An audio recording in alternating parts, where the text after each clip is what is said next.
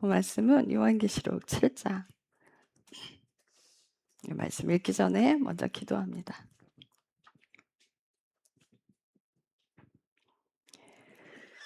주께서 우리를 사랑하셔서 먼저 당신을 희생하셨습니다. 죽기까지 당신을 내어놓으신 그 은혜에 하늘로 가는 길이 열렸습니다. 사람은 결코 영원한 생명으로 갈 수 없는 존재입니다. 그러나 그것을 가능하게 하신 것이 예수 그리스도의 십자가 사건입니다. 주님께서 죽으시고 부활하심으로 인해서 우리가 아버지께 갈 수 있는 길이 열렸습니다. 사람의 힘과 능력과 노력으로 되는 것이 아니라 오직 예수 그리스도의 생명으로만 그 길이 가능해집니다.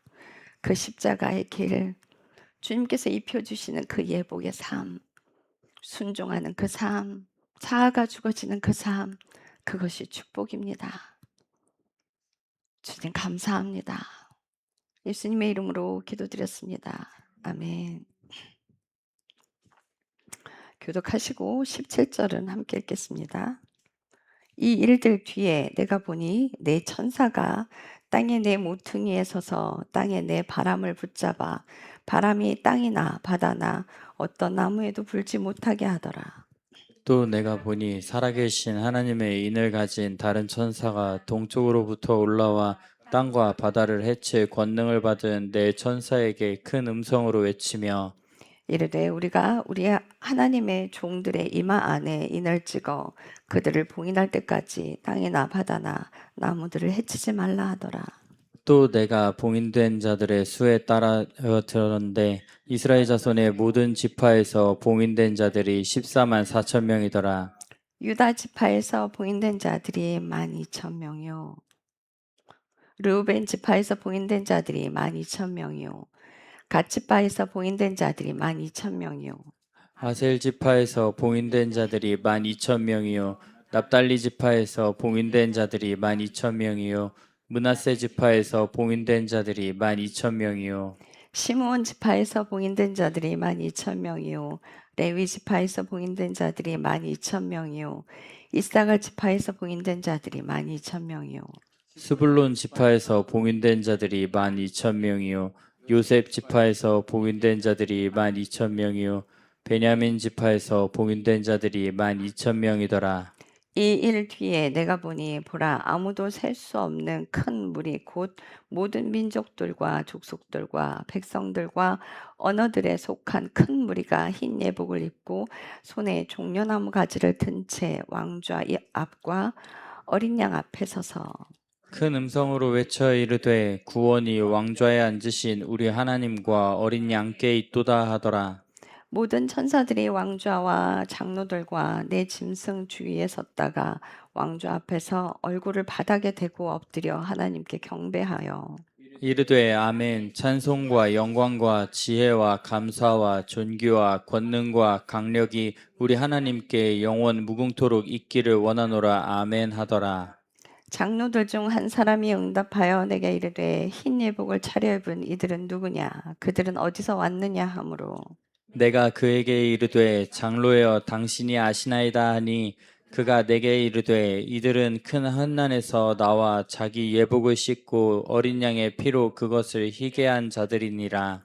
그러므로 그들이 하나님의 왕좌 앞에 있고 그분의 성전에서 밤낮으로 그분을 섬기며 또 왕좌에 앉으신 분께서 그들 가운데 거하시리니 그들이 다시는 굶주리지 아니하고 다시는 목마르지 아니하며 해나 어떤 열기도 그들 위에 내리쬐지 아니하리라.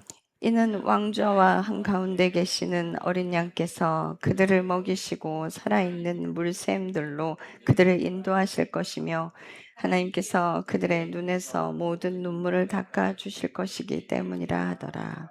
아멘.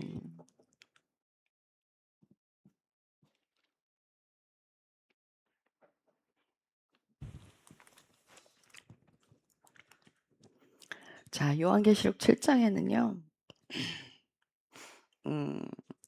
예복, 신부 입은 예복들이 나와요. 그 예복이 어떻게 입혀지는지, 어떤 자들에게 예복이 입혀지는지 설명드릴 거예요. 자, 1절에 보면 이 일 뒤에 내가 보니 내 천사가 땅에 내 모퉁이에 서서 땅에 내 바람을 붙잡아 바람에 땅이나 바다나 어떤 나무에도 불지 못하게 하더라. 그러니까 이 하나님께서 천지를 주관하고 계시는 걸 보셔야 돼요. 이제 욥기서에 보면 욥이 하나님과 자신을 동급해 놨어요. 그래서 하나님께서 욥을 야단치실 때 하나님께서 아시는 영역들만 그렇게 욥에게 대답해 보라고 쏟아 놓으셨어요.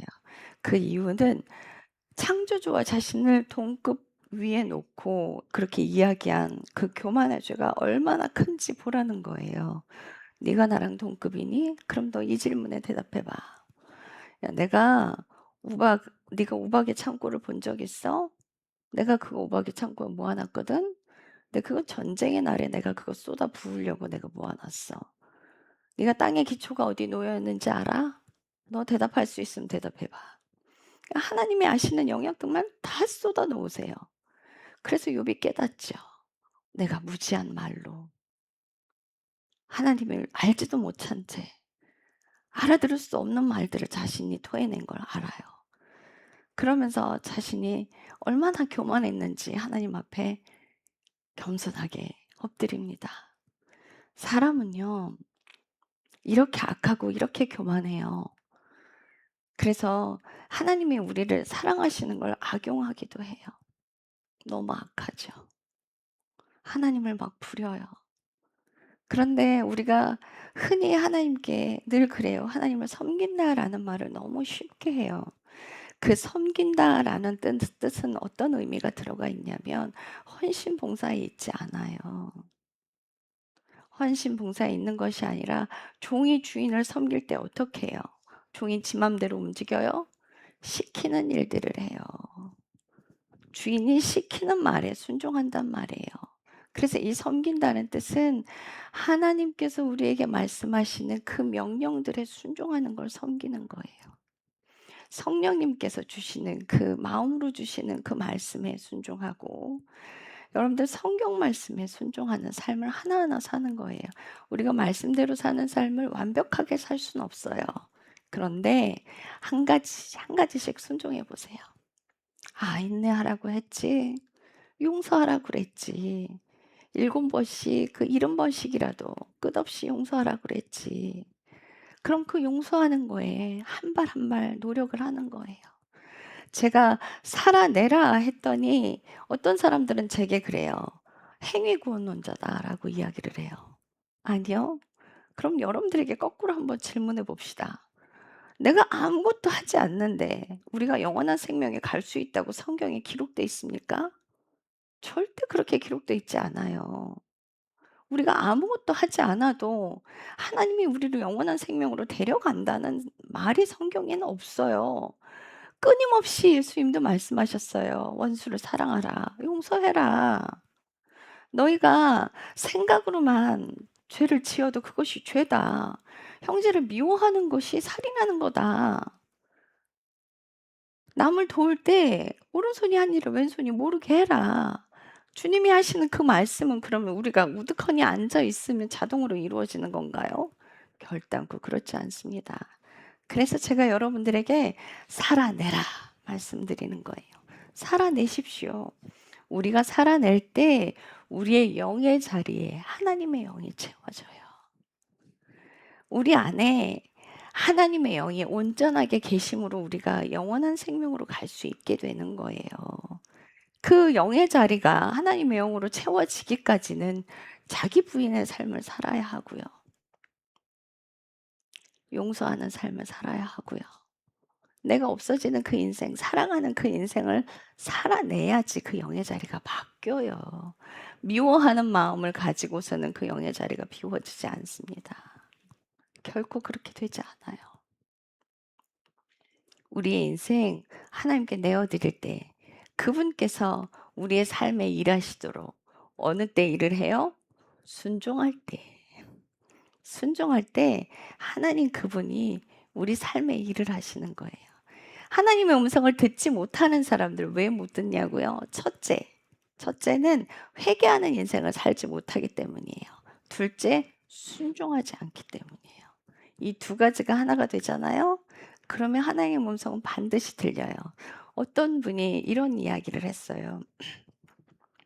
성경 말씀을 내 것으로 받지 않기 때문에 순종할 수 없는 것이다. 성경 말씀을 이스라엘 백성들에게 하는 말이라고 생각하지 말아요. 그들이 죄 지은 건 보이고 내가 죄 짓는 건 보이지 않아. 그게 잘못된 거거든요. 이스라엘 백성들이 죄 짓고 있는 게 꼭 내 모습인 걸 보게 되는 그게 은혜고 감사인 거예요. 근데 그걸 어떻게 보느냐고요? 여러분들 성경 말씀을 예수님께서 내게 하는 말씀으로 듣고 한 가지씩 순종해 보세요. 한꺼번에 여러분들에게 순종하라고 예수님도 하나님도 그렇게 말씀하지 않으셔요. 한 가지씩 순종해 보세요. 한 가지씩 순종하면요. 여러분들 인생에 하나님께서 일하시는 걸 여러분들 눈으로 목격하게 돼요. 그러니까 우리 예찬이는 아직 이제 자신의 삶에 하나님이 일하시는 걸 아직은 경험하지를 못했어요. 그런데 예찬이가 이모의 삶과 엄마의 삶을 보면서 하나님이 교회에 역사하시는 것들 눈으로 목도했어요. 우리 교회 안에 하나님께서 일하시는 것들. 그 우리 다 보잖아요. 제 책값 들어왔을 때 우리 교회 식구들 이렇게 도란도란 앉아 있었어요. 근데 갑자기 제 통장에 띠리릭 하고 울려요. 그래 이렇게 봤더니 1,700이 찍힌 거예요. 그래서 우와 책값 들어왔다 그래서 다 놀랐어요. 앉아있는 모든 이들이. 누구한테 들어왔어요? 몰라요. 왜요? 출판 대금 하고 들어왔어요. 그래서 제가 누가 보냈는지 저도 좀 알고 싶었는데 하나님이 알려고 하지 마라 이러셔요. 이렇게 순종하면 하나님께서 일하시는 거예요. 만약 그 책을 제가 내고 싶어서 냈다면 책값이 나오지 않았을 거예요. 근데 그게 하나님 뜻이기 때문에 당신이 하시는 일이기 때문에 당신이 일하신 거예요. 이 순종할 때 여러분들이 하나님의 기적을 보게 돼요. 그래서 믿음이 성장하게 되죠. 그런 순종이 쌓여야 우리 안에 하나님의 영이 채워져요. 여러분들 그거를 기억하셔야 돼요. 자, 그런데 이제 7장에 보면 인이 계속 하나씩 떼지기 시작하는데 첫 번째 6장에서부터 인이 계속 떼져요. 하나 열 때 말들이 계속 나오고 둘의 셋째 봉인까지 떼고 계속해서 이루어지는데 인제 3절에 보면 7장 3절에 보면 하나님께서 뭐라 그러시냐면 우리가 우리 하나님의 종들이 이마 안에 인을 찍어 그들을 봉인할 때까지 땅이나 바다나 나무들을 해치지 말라 하더라. 우리 김기호 목사님 꿈을 꾸셨어. 세상이 막 전쟁통이에요. 정말 근데 너무 실감나게 그 꿈을 꿨대요. 막 전쟁이 일어나고 포탄이 막 떨어지고 막 비행기 한 대가 추락을 하는 거예요. 큰 비행기가 바로 눈앞에서 추락을 하는데 꼭 자신을 피해가는 것 같더라는 거예요. 그러니까 가족들을 보호하려고 김기호 목사님이 사모님을 이렇게 덮쳐서 거꾸로 보호를 했는데 그 비행기가 이 가족을 피해서 다른 데로 떨어지더라는 거예요. 최 가까이에서 그 일이 벌어졌는데 근데 너무 생생하게 그 꿈을 꿨대요.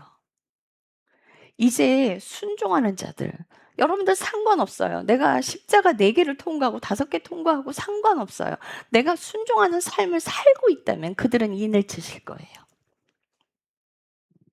하나님의 백성은 하나님이 보호하십니다. 그리고 딱 필요한 만큼 고난을 겪게 해요. 이렇게 막 떨어지는 그 고난 안으로 우리를 넣지 않으세요. 반드시 하나님이 보호하시니까 봉인하라 하시잖아요. 그래서 여러분들 두려워하지 마시고요. 여러분들의 모든 인생을 하나님께 내어 맡기고요. 주님 뜻대로 살겠습니다. 주님 사랑합니다. 내 인생의 주인이 되어 주십시오. 내가 주인 되었던 그 인생이 내가 다가 죽어지고 예수님이 들어오시는 데까지는 여러분들 고통이 좀 따라와요. 근데 어느 분은 그래요. 왜 자꾸 깨어져야 되냐고, 왜 자꾸 부서져야 하냐 말을 해요. 그분은 그런 경험이 없는 거예요. 죄송합니다만 불쌍한 인생이십니다. 그걸 경험한 사람들은 그게 무슨 뜻인지 알아요. 왜 깨져야 되고 왜 부서져야 된다라고 이야기를 하는지 알아요. 만약 그 경험이 없다면 죄송하지만 종교 생활하고 계십니다. 여러분 생각을 해 보세요. 내가 주인인 인생이 하나님이 주인인 인생으로 들어가는데 어떻게 고통이 없겠어요. 둘이 교통사고가 났어. 둘 중에 하나는 깨져야 돼요. 하나만 살려면. 그럼 하나님과 내가 부딪혔는데 누가 부서지겠어요? 하나님이 부서지실까요? 아니요. 내가 부서지죠. 그런데 왜 그 인생으로 못 들어가냐고요? 내가 온전히 하나님께 내 인생을 내어드리지 않았고 그분만 완전하게 사랑하지 않았기 때문이에요. 하나님께서 제가 사람에게 돈 받는 걸 끔찍하게 생각을 했어요. 자존심이 얼마나 셌는지 내가 굶어 죽어도 사람한테 돈 안 받아. 이런 게 있었어요. 그래서 제가 처음 광야 들어왔을 때 하나님께서 제 학비를 해결해 주시고 사람한테 매달 쓰는 돈이 필요한데 사람한테 돈 받는 게 너무너무 싫어서 기도를 그렇게 했어요. 하나님, 저 진짜 사람한테 돈 받는 거 죽어도 못 하겠어요. 왜 그랬냐면 사람이 주면서 또 생색을 내고 난 그 꼬라지를 못 보겠거든. 하나님이 주시는 거면 그냥 묵묵히 아니면 몰래 주던가 그렇게 해야 하는데 꼭 주면서 생색을 내니까 그런 돈은 죽어도 받고 싶지가 않은 거예요. 어느 장로님이 저한테 한 달에 10만 원씩 후원을 하면서 저를 애인 취급하더라고요. 제가 그 10만 원 그 장로님께 던졌어요. 그리고 뭐라 그랬냐면 "하나님 거지 아니십니다. 이 돈 안 받습니다." 저는 그 관계가 너무너무 끔찍하게 싫은 거예요. 그래서 "하나님 저 통장으로 들어오게 어떻게 안 될까요?" 그냥 우리 남동생한테 전화가 왔어요. "누나, 누나가 어머니랑 같이 사니까 내가 매달 30만 원씩 보내줄게." 그래서 그 아이가 매달 그렇게 돈을 보내왔어요. 하나님이 제 기도를 들어주셨죠. 그런데 하나님께서는 계속 이렇게 일을 하지 않으시거든요. 그 제 자존심을 꺾기를 바라세요. 이 자존심도 교만이에요. 이것도 부서져야 해요. 이것도 깨져야 되고요. 이것도 죽어야 해요. 자존심이 왜 있어? 내가 주인이니까 있는 거예요. 그런데 어느 날 식당에서 점심 식사를 하는데 배가요, 막 찢어지듯이 아파요. 숨을 쉬기가 힘들어요. 밥이 안 넘어가요. 그래서 그 식판을 중간에 수저를 놓고 제가 밥을 갖다 놓는 일은 없어요. 제가 밥순이거든요. 밥을 그냥 남기고 식판을 버린 적이 없어요. 근데 수저 한 숟가락도 못 들고 너무 고통스러워서 그냥 식판을 갖다가 주고서는 수업이 있었는데 식은땀을 흘리면서 인제 수업에 들어갔어요. 인제 그 모습을 보는 같이 다니는 집사님이 "안 되겠는 거야." 그러니까 가서 본인이 가서 저는 그거 죽어도 얘기 안 하거든요. 제가 고등학교 3 년을 일하면서 공부했는데 3 교대 일을 해 가면서도요. 학교 현장을 지각 조퇴 결석 단 한 번도 안 해 봤어요. 열이 펄펄 끓어도 출근했어요. 제가 굉장히 강하고 세요. 그러니까 어렸을부터 그렇게 만들어지고 단련을 받아와서 그 부분은 굉장히 강해요. 그러니까 얘가 병원을 안 갈 걸 이 집사님은 아셨던 거야. 그러니까 제 대신에 교수님한테 가서 얘기를 해 주시는 거야. "저 아이가 지금 죽을 지경이 쟤 지금 여기 못 앉아 있어요. 밥도 못 먹었어요. 쟤 지금 응급실 가야 돼. 내가 여기서 이러고 있어요." 교수님 놀라셔 갖고 빨리 데려가라고. 그래서 그분이 부축해 주셔 갖고 바로 밑에 세종병원이 있어요. 서울시인데 바로 밑에. 그래서 인제 세종병원 응급실로 들어갔어요. 그랬더니 요로결석이라는 거예요. 그 요로결석이 그렇게 고통스러운지 몰랐어요. 그래서 그러니까 병원에서 그 요로결석이 그러니까는 검사하고 수술을 들어가야 된다고 3일 금식을 시키고 3일 뒤에 수술하자 했어요. 이제 레이저로 그걸 깨겠다고. 그러니까 약물을 집어넣고 인제 검사를 했어요. 그리고는 3일 딱 금식하고 나서는 이제 수술을 들어가야 되는데 병원에 딱 입원하자마자 어떤 집사님이 저한테 와서 카드를 주세요. "이거 수술비를 하래요." 그래서 "안 받습니다." 이랬어요 제가. 없는데 무슨 배짱이에요. 그죠? 수술비 없거든요. 근데 그걸 주시면서 저를 야단을 치시는 거예요. 하나님께서 주는 사람의 기쁨을 알게 하라고 하셨대. 받으라고. 나 하나님 명령 아니면 안 움직이는 사람이라고. 그래서 그 카드를 받았어요. 그래 받아놓고 3일 뒤에 돌이 사라졌어. 사라졌어요. 수술을 안 하고 퇴원을 하게 됐어요. 그래서 퇴원 수속을 받는데 병원비 얼마냐고 그랬더니 30만 원이래. 그러니까 서울신대 학생이라 10% DC가 돼서 27만 원에 결제를 했어요. 그리고 그분한테 카드를 다시 돌려드리는데 그분이 저한테 뭐라고 하시냐면 하나님께서 주는 사람의 기쁨을 알게 하라고 말씀을 주셨다. 이 얘기를 하시면서 뭐라 그러냐면 그분이 좀 잘 살아요. 그래서 학생들 식권을 밥 못 먹는 아이들 식권을 한 장씩 줬어요. 그러니까 그 식권을 못 주게 하더래요. 그러니까 그 돈을 모아 놓으라고 그러더래. 그 돈이 딱 30이었어요. 병원비. 하나님께서 계획하시고 작정하고 저한테 이 자존심 꺾으라는 거죠. 이걸 가르치기 위해서 그 고통을 주신 거예요. 그리고 난 뒤에 제가 하나님께 그랬어요. 하나님, 말씀으로 하시죠. 알아들었을 텐데요. 그래서 주님 뭐라고 하시냐면요. 사람은 미련해서 겪지 않으면 자기 것이 되지 않는단다. 와, 그때 잘못했습니다. 이랬어요, 제가. 그러면서 그때부터는 사람이 주는 돈을 받았어요. 그러면서 한 말씀 더 하셔요. 내가 돈을 하늘에서 떨어뜨리니 사람 통해 일하지. 너는 받고 그를 위해 기도해 주면 되는 거야. 그래서 그때부터는 감사합니다 하고 받고요. 그 사람을 위해서 기도해 줬어요. 그런데 누군가 헌금을 하면서 잘난 척하면 그 돈은 안 받았어요. 누군가 헌금을 하면서 생색을 내면 그 돈은 안 받았어요. 그 사람한테도 안 좋아요. 그래서 하나님께서 그때 그 경험으로 인해서 제가 깨졌잖아요. 그 뒤로는 자존심 딱 내려놓고 주시는 돈 감사히 받습니다. 주님 감사합니다. 그리고 그 사람을 위해서 기도원을 하나 사람 눈치는 보지 않습니다. 저는. 여러분들에게 주시는 거, 여러분들 건강 다 그거 다 하나님 거예요. 그래서 흘려보낼 때 생색내지 마세요. 하나님 것입니다. 그냥 하나님이 일하시기를 기도하고 드리시고 그리고 또 그렇게 헌금하시는 돈은 여러분들 하늘 곳간에 쌓여요. 그런데 생색내면요, 여러분들 다 받은 거예요. 이미 땅에서 다 받은 거예요. 그러니 결단코 생색내지 마십시오. 보물은 하늘에 쌓는 거예요. 땅에 쌓는 게 아니에요.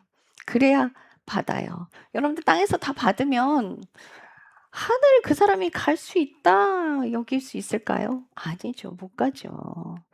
천국 가야 받을 거 아니겠어요? 절대 자랑하지 마시고 섬김도 자랑하지 마시고.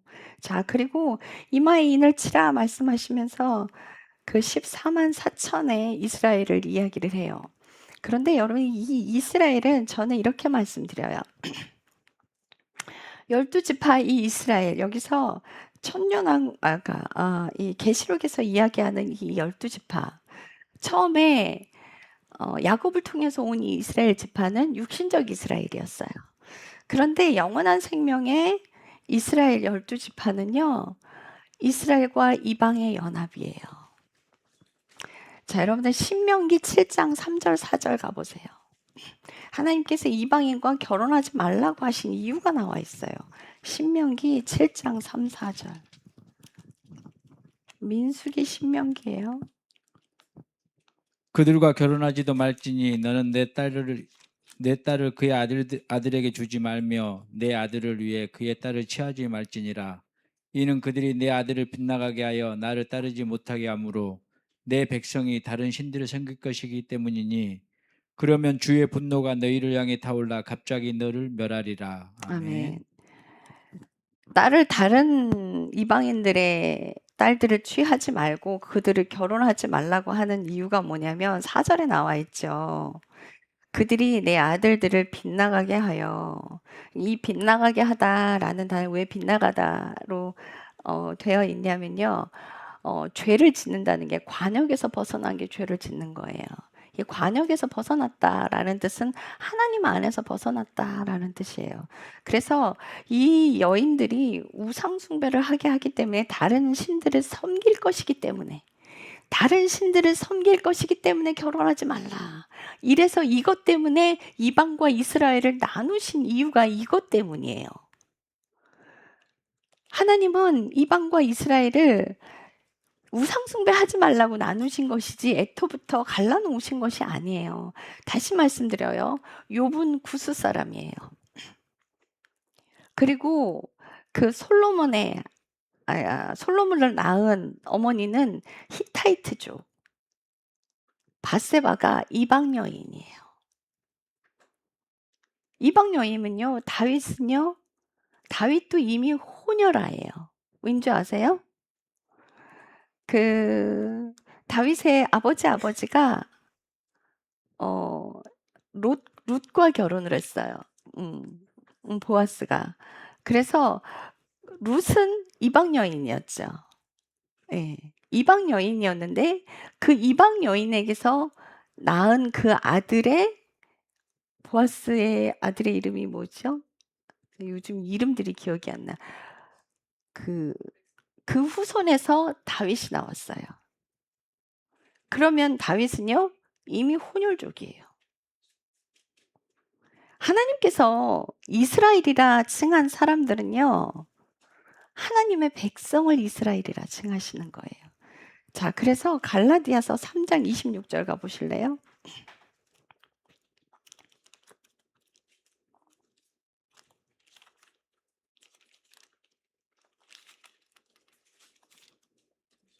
갈라디아서 3장 26절. 너희가 다 그리스도 예수님을 믿는 믿음에 의해 하나님의 아이들이 되었나니. 네. 아멘. 이게 지금 갈라디아서 바울이 갈라디아 교회에 보내는 편지예요. 그럼 이 갈라디아 교회는 어디 있어요? 이방인들이에요. 근데 이 이방인들에게 뭐라고 얘기하냐면 너희가 다 예수님 안에 있는 믿음에 의해서 하나님의 아이들이 되었다는 거예요. 하나님의 자녀가 되었다는 거예요. 그럼 뭐예요? 하나님의 한 영으로서 우리는 하나님을 믿는 백성이며 하나님의 영으로서 한 자녀예요. 그들이 이스라엘이죠. 순종하고 사는 사람의 다 모두 이스라엘 자손으로 들어가요. 자, 이걸 정확히 구분해 주게 있는 게 에베소서 2장 12절에서 18절까지. 에베소서 2장 12절에서 18절까지.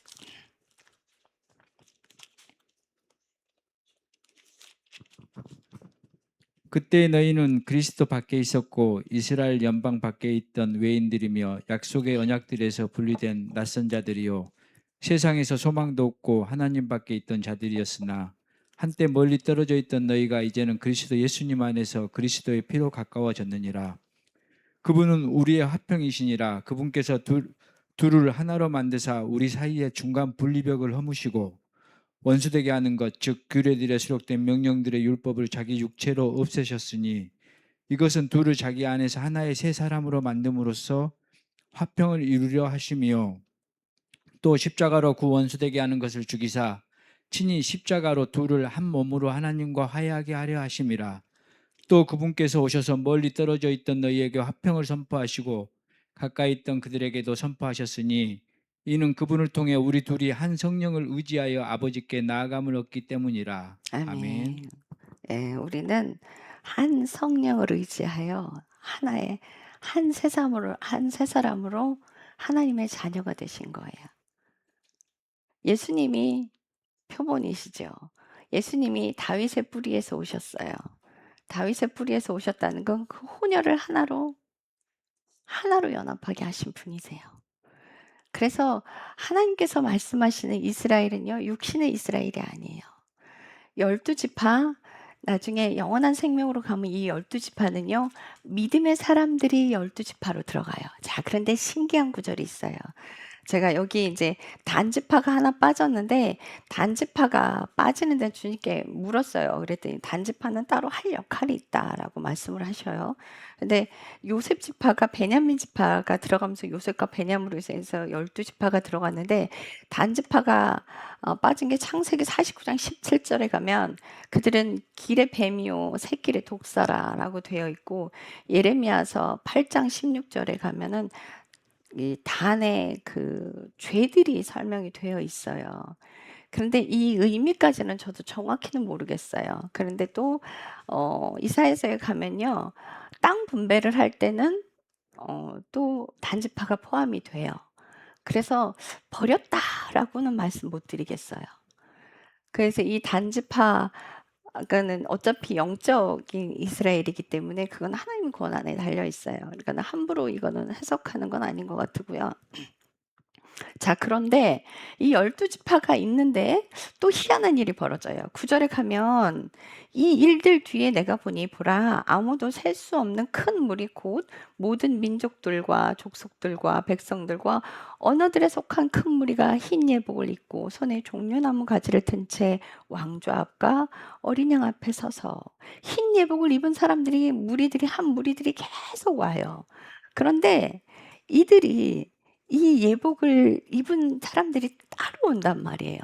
그럼 이들은 누구냐는 거죠. 자, 설명드릴게요. 12지파로 들어가는 사람들은요. 하나님의 그 예루살렘 성에 가까이 살아요. 가까이 사는데 이 12지파 안에 들어가는 사람들은 많은 고난을 통과하고 얼만큼 나를 많이 내어 드렸느냐예요. 얼만큼 나를 많이 내어 드렸느냐에 따라서 예수님 가까이 가느냐, 예수님 오른편과 왼편에 앉느냐, 그것이 결정이 돼요. 그런데 하나님은 강제로 안 하시죠. 우리 여동생이 제 삶을 어려서부터의 삶을 계속 봐왔잖아요. 고난이 끊이지 않는 그 삶을 계속해서 보고 눈으로 지켜본 아이야. 저 아이가 뭐라고 얘기를 하냐면 나는 언니처럼은 못 살아. 그런데 하나님의 명령에 순종하고 살죠. 그래서 하나님께서 뭐 우리가 성경에는 그래요. 너희가 뭐 천 있을 그릇과 귀 있을 그릇을 하나님께서 정하지 않겠느냐라는 구절이 있어요. 근데 이 구절은 뭐냐면 애초부터 천 있을 그릇, 귀 있을 그릇이 정해지는 것이 아니라 그렇게 정해지는 거니까 해석을 저는 이렇게 했으면 좋겠어요. 천하게 쓰인다라는 이 구절은 사실은 하나님 안에서 천하게 쓰이는 건 없어요. 그러니까 여기서 천하게 쓰인다라는 말은 사탄의 명령에 순종하는 자들도 쓰임 받는 거예요. 무슨 뜻인지 아시겠어요? 사탄의 명령에 순종하는 자들도 쓰임 받는 거예요. 저희를 다루기 위해서, 저를 다루기 위해서, 여러분들을 다루기 위해서 악한 사람들을 옆에다 붙여주신단 말이에요. 그들도 하나님의 명령대로 움직이는 거예요. 그래서 그런 그릇이 천하게 쓰이는 그릇이지 우리는 다 귀히 쓰이는 그릇이에요. 그런데 그 귀히 쓰이는 그릇 중에서도 크기가 달라. 큰 그릇이 있고 작은 그릇이 있어요. 그 그릇 차이가 어떻게 정해지느냐. 제가 딱 쉽게 설명을 드리자면 우리 안사모님이나 김기용 목사님은 쿠쿠다스야. 그러니까 왜 쿠쿠다스라 그래요? 우린 알잖아요. 건드리면 부서지는. 근데 우리 사모님이나 목사님이 지금 많이 단단해지셨어요. 근데 초반에는요. 뭐 별거 아닌 거에 상처를 그렇게 잘 받으셨어. 근데 지금 많이 단단해지셨어요. 지금 뭐 그런 말로는 막 휘둘리진 않아요. 근데 단단하게 만들어 두시는데, 근데 우리 사모님한테 저처럼 살라 그러면 자살해요. 자살해요. 그래서 그 사람의 성격에 맞게끔, 딱 그 사람이 할 수 있는 양만큼, 딱 그만큼만 하시는 건데, 저는 하나님의 명령에 순종하겠다고 막 달려들었어요, 제가. 끝까지 순종하겠다고 달려들었어요. 그때 하나님께서 이제 더 깊게 제거하기를 원하시는 거예요. 왜 하나님의 욕심은 어떻겠어요? 더 많은 죄를 제거해서 가까이 두고 싶으신 게 하나님의 심정이에요. 그래서 여기서는 14만 4천도 어떤 상징적인 숫자지 하실 수만 있으면 더 많은 인원을 하나님 가까이 두시길 원하실 거예요. 그래서 얼만큼 나를 내어드리느냐에 따라서 12지파에 들어가느냐, 이 흰옷 입은 무리에 들어가느냐가 결정지어질 거예요. 그러니까 이 흰옷 입은 무리들은 이방인이다라고 이야기를 해요. 모르는 사람들. 근데 여기 이방인이라고 안 써 있잖아요. 그죠? 그러니까 이스라엘을 전하시는 분들은 그렇게 얘기해요. 육신의 이스라엘이 12지파로 들어가고 우리 이방인들이 여기로 들어간다. 아니에요. 성경은 그렇게 말하고 있지 않아요. 이미 이스라엘과 육적 이방인의 그 담을 이미 예수님께서 허물어 놓으셨고, 그리고 하나님의 족보에 들어간 그들도 만약 육신의 이스라엘이 영원한 생명으로 가서도 영원히 12지파 이스라엘이다. 그러면 여러분, 바세바도 거기 들어가면 안 되고요. 그 룻도 거기에 들어가면 안 돼요. 절대 거기에 들어가면 안 돼요. 그렇게 들어갈 수 없죠. 그런데 이방인들이 하나님의 족보에 들어갔다는 건 하나님은 그렇지 않다는 거예요. 이스라엘 백성들을 택하신 이유는 뭐냐면 그들을 장자 삼아서 열방을 하나님의 백성으로 들어오게 하려고 하나님께서 장자로 삼으신 건데 그들은 그들 죄도 해결하지 못하고 실패해서 넘어졌잖아요. 그래서 그들을 꺾으시고 로마서 11장에 보면 그들을 꺾으시고 이방인들을 접붙였다라고 말씀하세요. 그래서 이방과 이스라엘의 그 한 세 사람의 한 영으로서 그 이 한 세 사람이 된 우리는요. 12지파 안에 다 들어갈 수 있어요. 그런데 얼만큼 나를 내어 드렸냐에 따라서 12지파 안에 들어가느냐 또 그 성 안에 못 살고 변방으로 들어가느냐가 결정지어질 거예요. 지옥 가는 것이 아니라. 자, 여러분들 이걸 잘 이해하셔야 돼요. 자, 그래서 이 흰 예복을 입는데 갈라디아 3장 27절에 한번 가보세요. 갈라디아 3장 27절.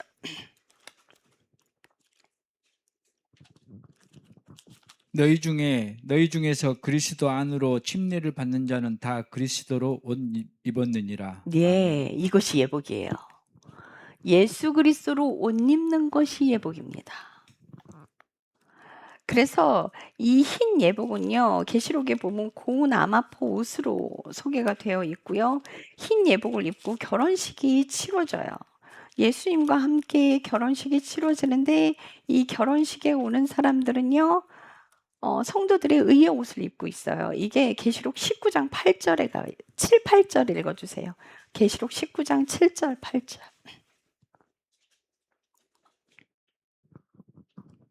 우리가 즐거워하고 기뻐하며 그분께 종기를 돌리자. 어린 양의 혼인잔치가 다가왔고 그분의 아내가 자신을 예비하였도다.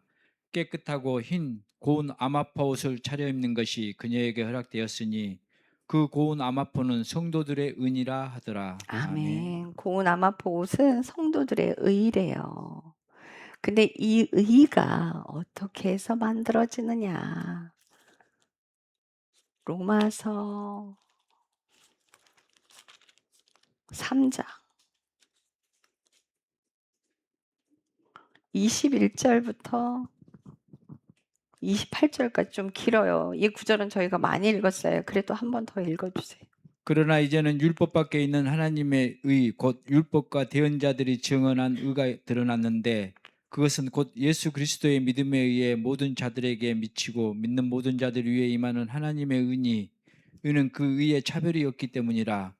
모든 사람이 죄를 지어 하나님의 영광에 이르지 못하더니 그리스도 예수님 안에 있는 구속을 통해 하나님의 은혜로 값없이 의롭다고 인정받았느니라. 그분을 하나님께서 그분의 피를 믿는 믿음을 통한 화해 헌물로 제시하셨으니 이것은 하나님께서 참으심을 통해 과거의 죄들을 사면하심으로써 자신의 의를 밝히 드러내려 하심이요 내가 말하노니 이것은 곧 이때 자신의 의를 밝히 드러내사 자신이 의로우시며 또 예수님을 믿는 자를 의롭다 하시는 이라는 것을 보이려 하심이라. 그러면 자랑할 것이 어디 있느냐? 그것을 배제되었느니라. 무슨 법으로냐? 행위의 법으로냐? 아니라 오직 믿음의 법으로니라. 그러므로 우리는 사람이 율법의 행위 없이 믿음으로 의롭다 인정받는다고 결론을 내리노라. 아멘. 자, 율법의 행위가 아니라 믿음으로 의롭게 된다는 거를 바울이 이야기하고 있어요. 그런데 이 의는 21절에 보면 율법 밖에 있는 하나님의 의래요. 왜 율법 밖에 있어요? 율법은 행위 중심적이거든요. 그래서 이 행위가 아니라 믿음으로 의롭게 되는데 22절 다 같이 한번 읽어보세요. 22절 시작. 그것은 예수 그리스도의 믿음에 의해 모든 자들에게 미치고 믿는 모든 자들 위에 임하는 하나님의 의니 이 의에는 차별이 없느니라. 야, 이 의에는 차별이 없느니라. 우리가 입어야 되는 옷이 의의 옷이에요. 그런데 이 의는요, 예수 그리스도의 피로만 가능하다는 거예요. 그래서 25절에 이거 제가 고치라고 그랬는데 집사님 안 고치신 것 같아요. 그분을 하나님께서 그분의 피에 속한 믿음을 통한 화해 헌물로 제시하셨으니 이것은 하나님께서 참으심을 통해 과거의 죄들을 사면하심으로써 자신의 의를 통해 밝히 드러내려 하시며 그분의 피를 믿는 믿음이 아니라 피에 속한 믿음이에요. 이 헬라어로 들어가면요, 피 안에 있는 믿음이에요. 그러면 그 피로 인해 우리 안에 믿음이 들어온다는 뜻이에요. 그죠? 근데 이 피는 언제 들어오냐면 우리가 예수 그리스도의 피로 깨끗이 씻음을 받아야 된다고 그래요. 그 피로 희게 되었대요. 자, 14절. 그러니까 요한계시록 7장 14절 읽어 주세요.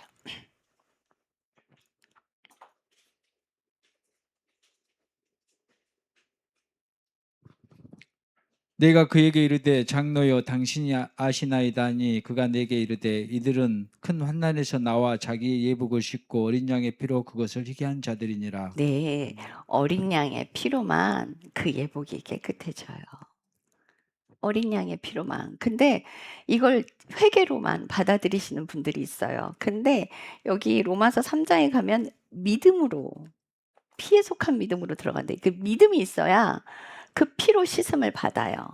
자, 우리가 여러분들에게, 우리 엘리야 형제에게 하나님께서 돈이 한 푼도 없는데 너 한 달 뒤에 미국 가라 라고 말씀을 하셨어요. 돈이 한 푼도 없는데. 근데 내가 믿음이 없으면 움직이겠어요? 안 움직이겠어요? 절대 못 움직여요. 난 돈은 없지만 하나님께서 믿음으로 행하라. 내가 너 한 달 뒤에 미국 가라 했으면 돈이 반드시 들어와요. 내 안에 믿음이 있으면 그 돈이 반드시 들어와요. 그런데 믿음이 없으면 어떻게 해요? 한 달 뒤에 미국 가라고 그랬으니까 내가 구걸을 해서 그 돈을 막 다 걷어들여. 그러면 이건 믿음의 행동이 아니에요.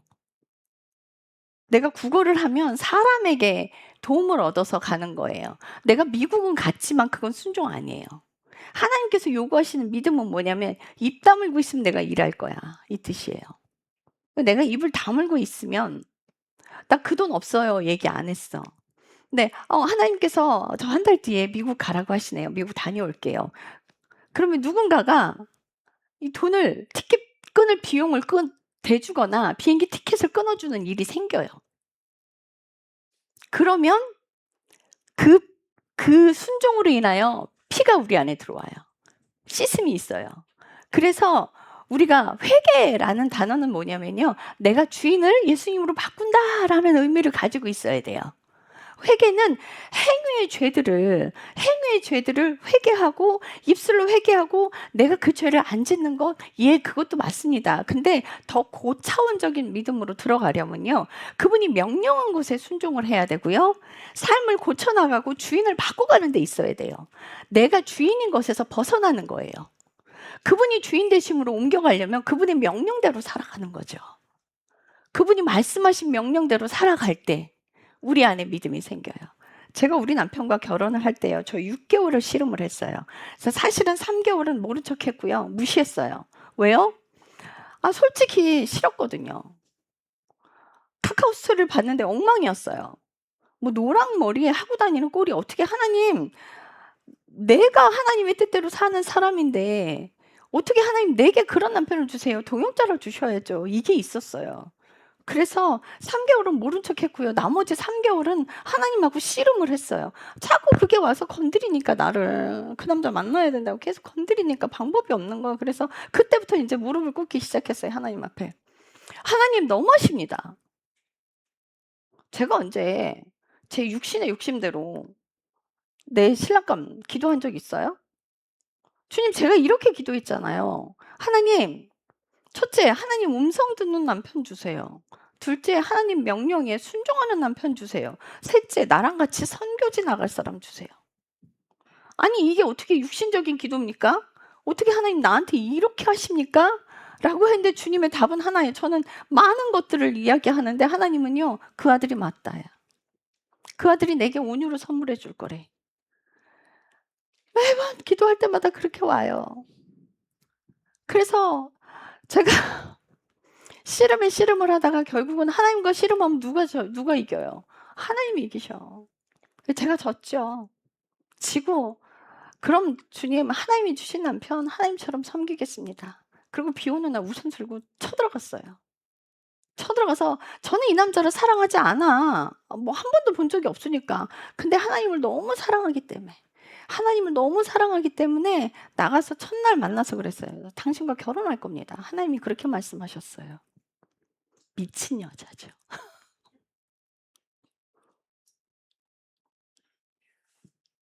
저는 하나님을 사랑하지 이 사람을 사랑한 게 아니었단 말이에요.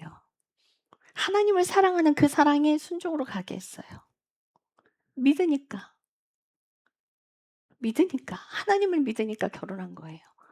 이 믿음의 삶이 흰 예복을 입게 해요. 제 뜻대로 하지 않았어요. 여러분, 제 뜻대로, 제 인생 제 뜻대로 했으면 눈이 훤히 보이는 그 불 가운데로 들어가지 않아요. 그 고난을 보고 거기를 가겠다고 하지 않아요. 주님을 믿으니까. 네, 하나님이 이 사람을 통해서 온유를 선물해 준다고 했으니까 순종하자. 그게 믿음인 거죠. 이런 믿음의 삶의 순종, 이런 삶의 순종이 어린 양의 피로 깨끗하게 되는 인생이에요. 우리가 입술로만 회개하는 걸 회개라고 말하지 마세요. 주인이 바뀌는 인생으로 가는 게 회개예요. 내가 주인 되었던 그 인생을 하나님이 주인 되시는 그 인생으로 가게 하기 위해서 하나님이 그런 명령들을 우리에게 주실 때 그 명령에 한 발 한 발 순종하고 가면 내 자아가 꺾이고요. 하나님이 주인 되시는 그 인생으로 살아가요. 자, 고린도후서 10장 3에서 6절.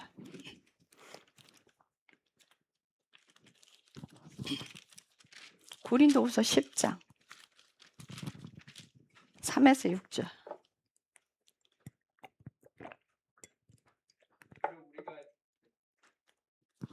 비록 우리가 육체 안에서 걷지만 육체를 따라 싸우지 아니하노니 우리의 전쟁 무기는 육체에 속하지 아니하고 하나님을 통해 강력하여 강한 요새들도 무너뜨리니라. 우리는 상상하는 것들과 또 하나님을 아는 것을 대적하여 스스로를 높이는 모든 높은 것을 무너뜨리고 모든 생각을 사로잡아 그리스도께 순종하게 하며 너희의 순종이 이루어질 때 모든 불순종을 응징하려고 준비되어 있노라. 아멘.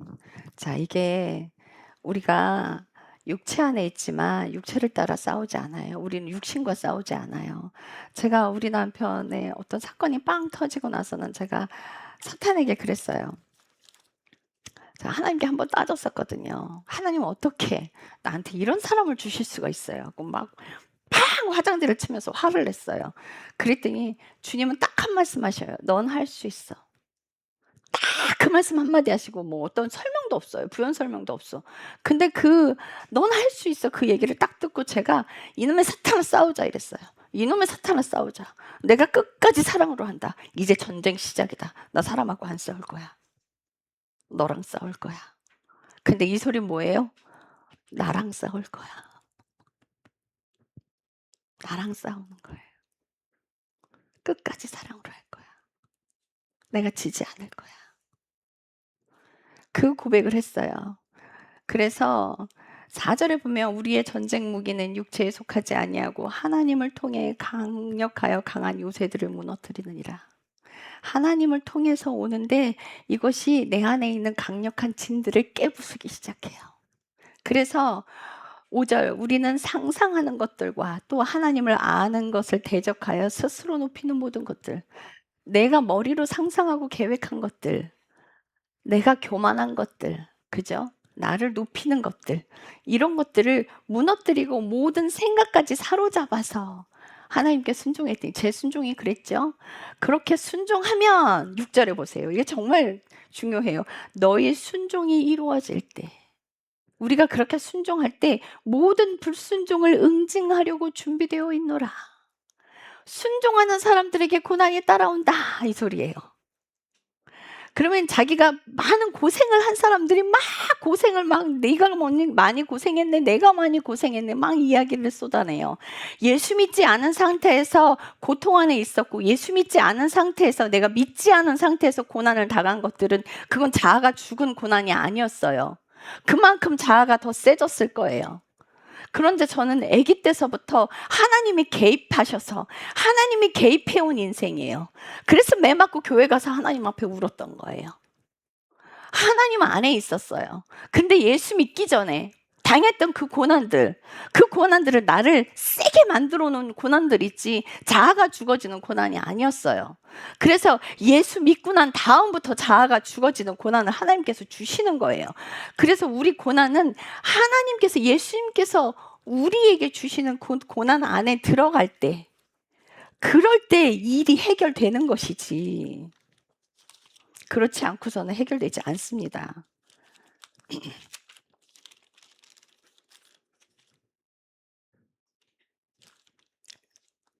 그게 예수 그리스도를 통하여 우리가 고난 안으로 들어가지게 되는데요. 네. 고린도후서 4장 10절 11절.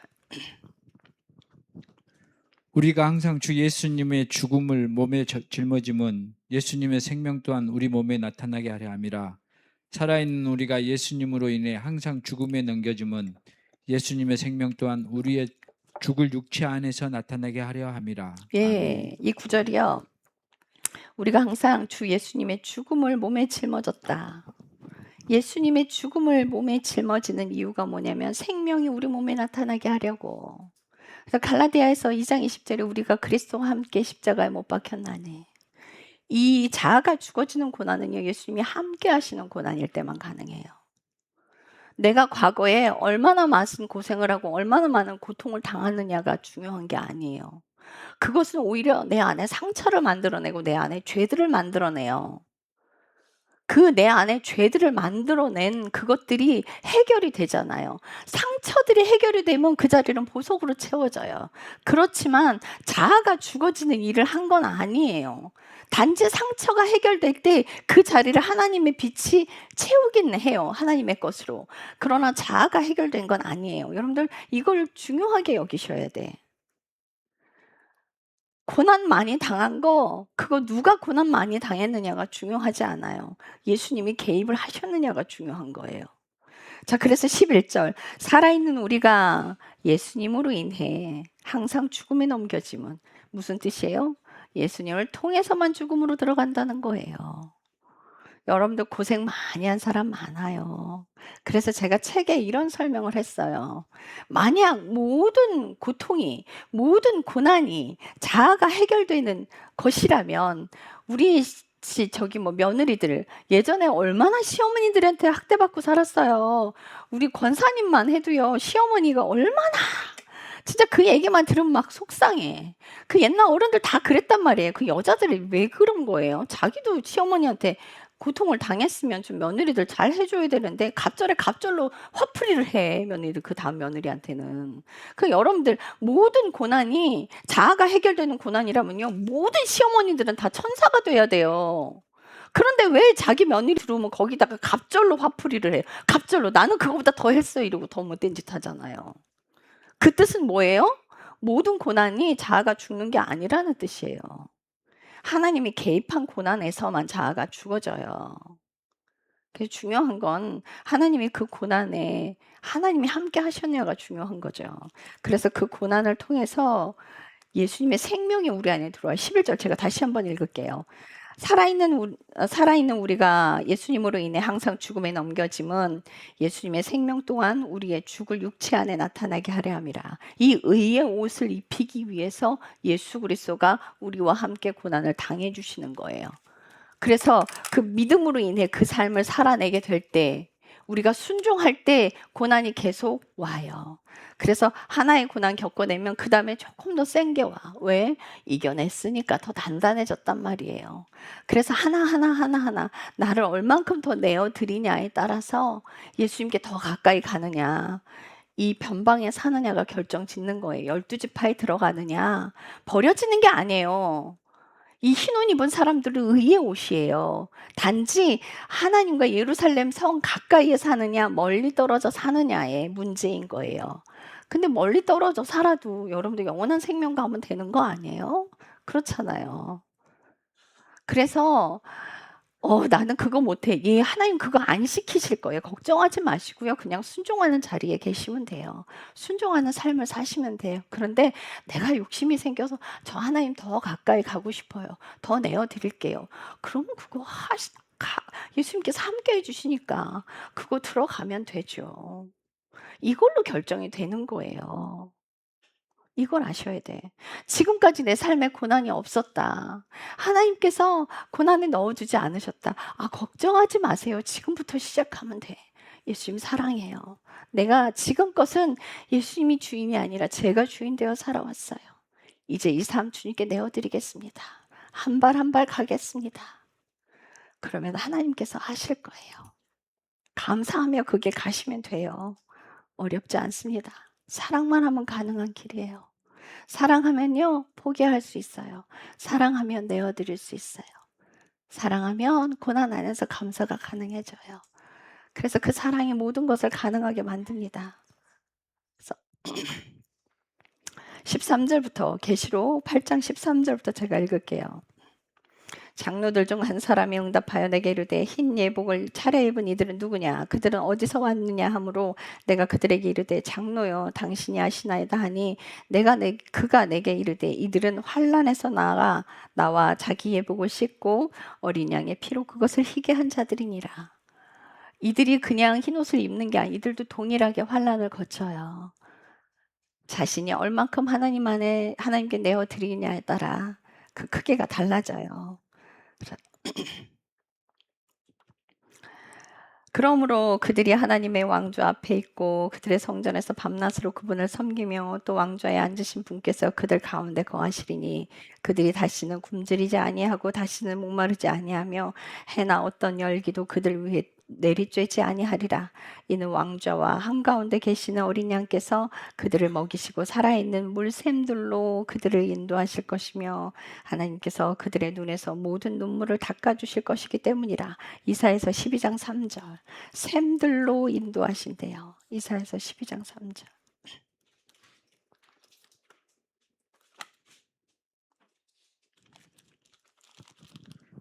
그러므로 너희가 기뻐하며 구원의 우물들에서 물을 기르리라. 아멘. 네. 우물들에서 물을 기르리라 라고 이야기해요. 그래서 예수님과 하나가 되는 사람들은요, 겉에서만 우물을 기르지 않아요. 깊은 샘에서 우물을 길러내요. 네, 여인은 수가성 여인을 예수님께서 만나셨을 때 요한복음 7장 38절 읽어보실래요? 요한복음 7장 38절.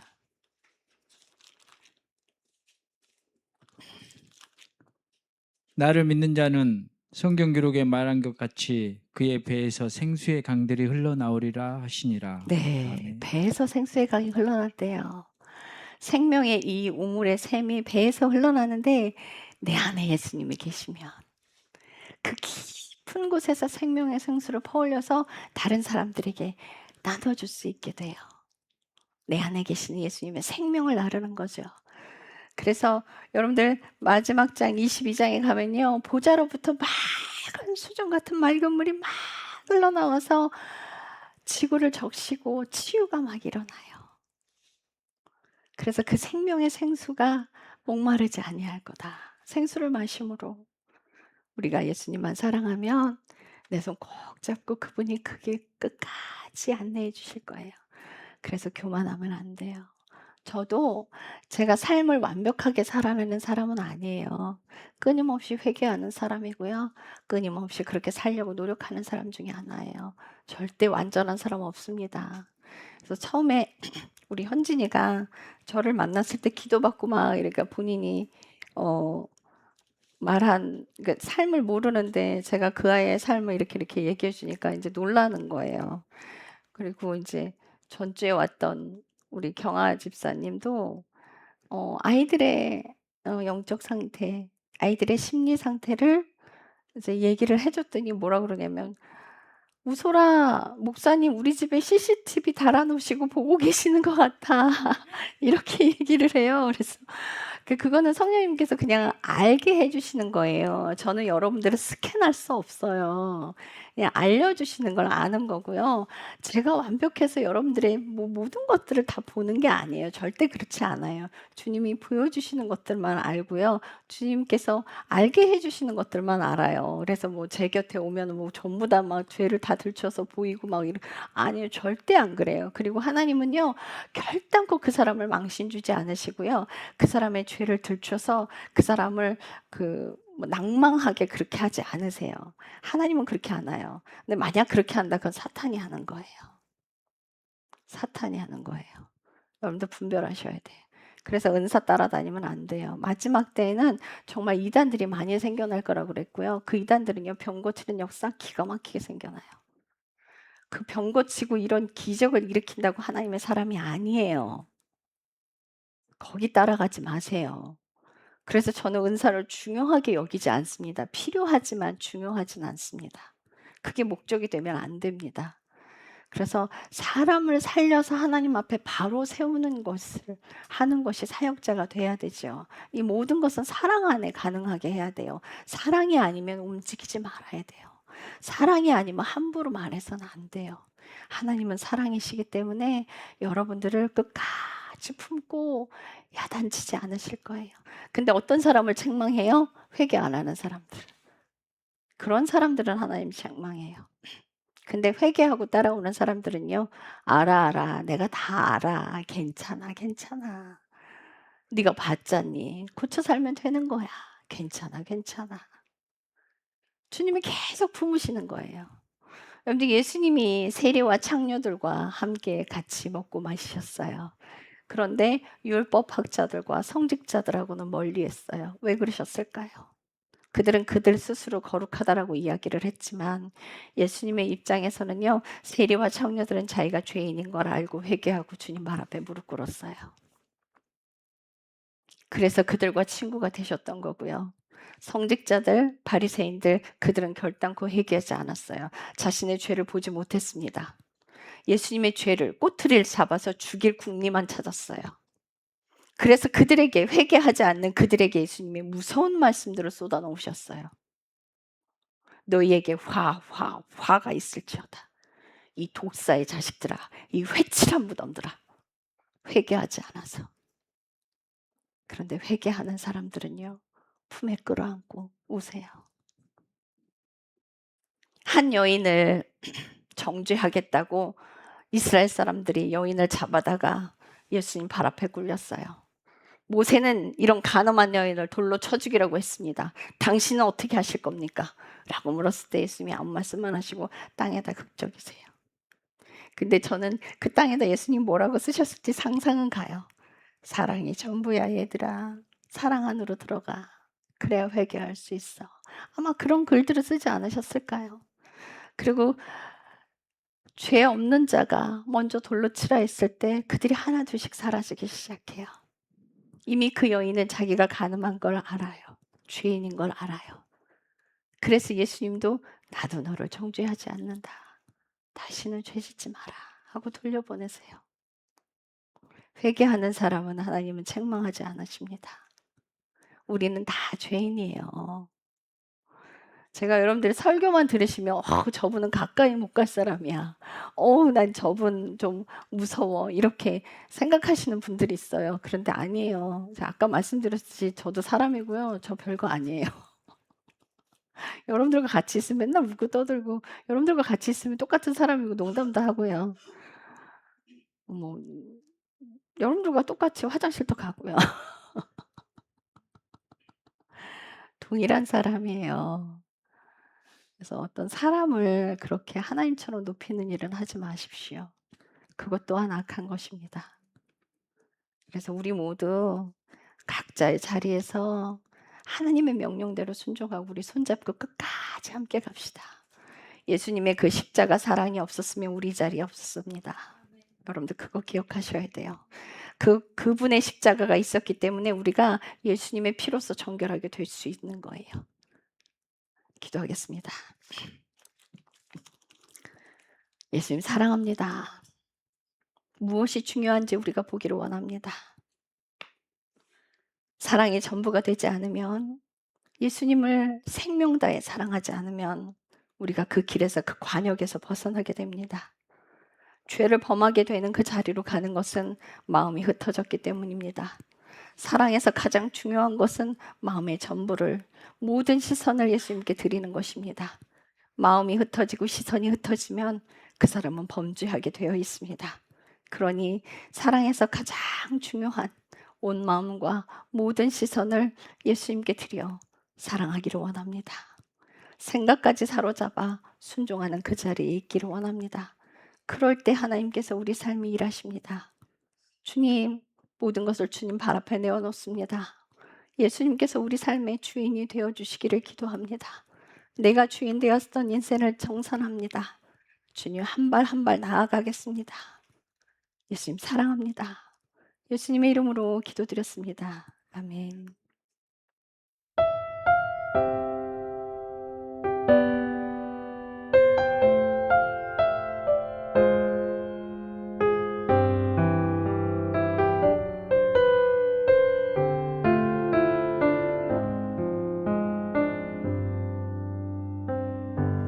갈보리 언덕 저주받은 십자가 주님은 거기 계시네. 채찍에 맞고 못 박히시고 물과 피를 다 쏟으셨네. 하나님께서 세상을 사랑하사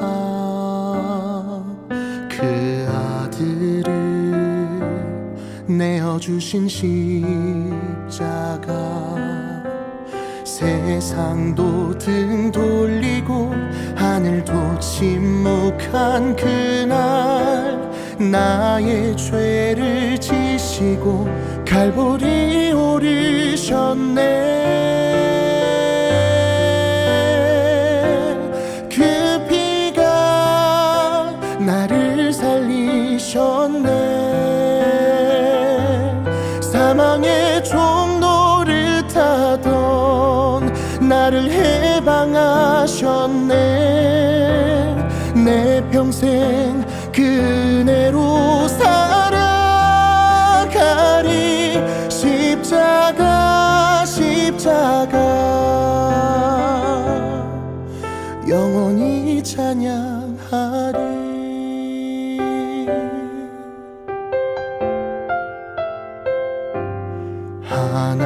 하나님께서 세상을 사랑하사 그 아들을 내어주신 십자가, 세상도 등 돌리고 하늘도 침묵한 그날 나의 죄를 지시고 갈보리 오르셨네. 그 피가 나를 살리셨네. 사망의 종로를 타던 나를 해방하셨네. 내 평생 그 은혜로 살아가리. 십자가 십자가 영원히 찬양하리. 그 사랑이 나를 살리셨네. 그 무엇도 십자가에서 우릴 끊을 수 없네. 내 평생 그 은혜로 살아가리. 십자가 십자가 영원히 찬양하리. 십자가 십자가 영원히 찬양하리.